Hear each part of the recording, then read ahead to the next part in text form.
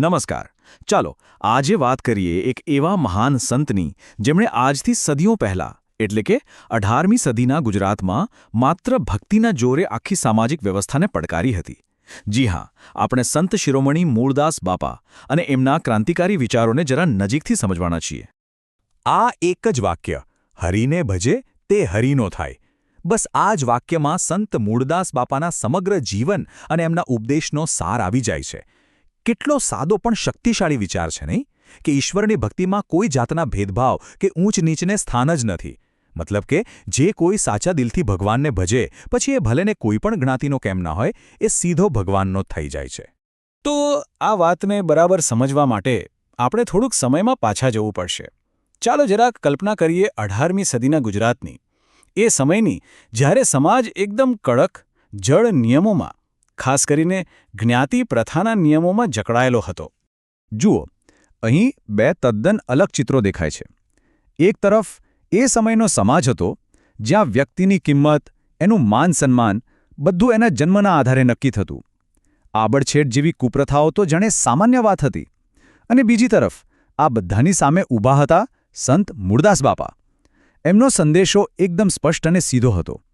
સાચી યોગ્યતા જન્મથી નથી મળતી, એ તો ભક્તિ અને જ્ઞાનથી જ મળે છે. અને આ વાત એટલા માટે પણ ખાસ છે કારણ કે મૂળદાસ બાપા પોતે અમરેલીના એક ગરીબ પરિવારમાં શૂદ્ર જ્ઞાતિમાં જન્મ્યા હતા. એ સમયની સામાજિક વ્યવસ્થા પ્રમાણે એમના માટે તો જાણે બધા રસ્તાઓ બંધ જ હતા. એમનો માર્ગ પહેલેથી જ સીમિત કરી દેવાયો હતો. પણ સવાલ એ છે કે એમણે આ બધી સામાજિક દિવાલો તોડી કેવી રીતે? કોઈ લડાઈ કે વિદ્રોહ કરીને નહીં, પણ જ્ઞાન અને ભક્તિના અડગ માર્ગ પર ચાલીને. ચાલો જોઈએ કે આ બધું કેવી રીતે શક્ય બન્યું. એમની ભક્તિમાં એટલી તાકાત હતી અને એમનું જ્ઞાન એટલું ગહન હતું કે સમાજના કહેવાતા ઊંચા વર્ગના લોકો, મોટા મોટા વિદ્વાનો અને શાસકો પણ એમની સામે માથું ઝુકાવતા. એમની આધ્યાત્મિકતાએ સામાજિક ભેદભાવની બધી દિવાલોને ઓગાળી નાખી હતી. એમના પ્રભાવના પુરાવા તો જુઓ. એ જમાનાના મોટા મોટા પંડિતો અને શાસ્ત્રીઓ સાથે એ જ્ઞાનગોષ્ઠી એટલે કે જ્ઞાનની ચર્ચાઓ કરતા. અને એમાં શાસ્ત્રોના આધારે જ સાબિત કરી દેતા કે આધ્યાત્મિકતામાં જ્ઞાતિને કોઈ સ્થાન જ નથી. એટલું જ નહીં, અમરેલીના જે શાસકો હતા, ગાયકવાડ રાજવંશ, એ પણ એમના પર અતૂટ શ્રદ્ધા રાખતા અને સલાહ માટે એમની પાસે આવતા. પણ સૌથી ક્રાંતિકારી વાત કઈ હતી ખબર છે? એમના શિષ્યોમાં દરેક જ્ઞાતિના લોકો હતા. એ સમય માટે તો આ એક અકલ્પનીય વાત હતી. પણ મૂળદાસ બાપાની અસર કેમ એમના જીવનકાળ પૂરતી નહોતી. એમણે પોતાના વિચારોને હંમેશા માટે જીવંત રાખવા માટે સાહિત્યનો સહારો લીધો. એમના લખેલા ભજનો અને પદો એમના સુધારાવાદી સંદેશનું વાહન બન્યા. તેમણે અસંખ્ય ભજનો, પ્રભાત્યા અને પદોની રચના કરી. અને આ રચનાઓ આજે પણ સૌરાષ્ટ્રના ગામે ગામમાં લોકો એટલા જ ભાવ અને પ્રેમથી ગાય છે. એમની વાણીમાં વૈરાગ્ય, નિર્ભયતા અને આત્મજ્ઞાન જેવા ઊંડા વિષયો હતા જે સાંભળનારને એક અલગ જ શાંતિનો અનુભવ કરાવે છે. તો સદીઓ વીતી ગઈ, પણ આજે મૂળદાસ બાપાનો વારસો ક્યાં અને કેવી રીતે જીવંત છે? ચાલો વર્તમાન સમયમાં એમના પ્રભાવ પર એક નજર કરીએ.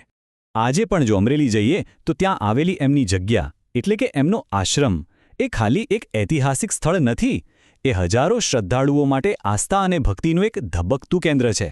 આ પવિત્ર સ્થાન મૂળદાસ બાપાની જગ્યાના નામે ઓળખાય છે, જ્યાં એમની પરંપરા આજે પણ જીવંત છે.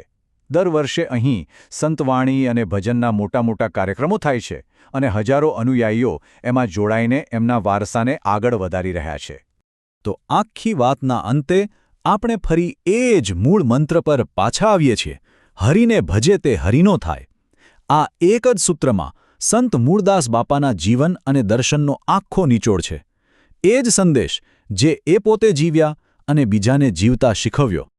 અને હવે અંતમાં એક વિચારવા જેવો સવાલ. આજના આધુનિક સમયમાં જ્યાં આજે પણ આપણને ઓળખના નામે ભેદભાવ જોવા મળે છે, ત્યાં સંત મૂળદાસ બાપાનો આ સંદેશ કે વ્યક્તિની સાચી ઓળખ એનું ચારિત્ર્ય અને એની ભક્તિ છે, એ કેટલું સુસંગત લાગે છે? આ સવાલ સાથે જ આપણે આ ચર્ચાને અહીં વિરામ આપીએ છીએ.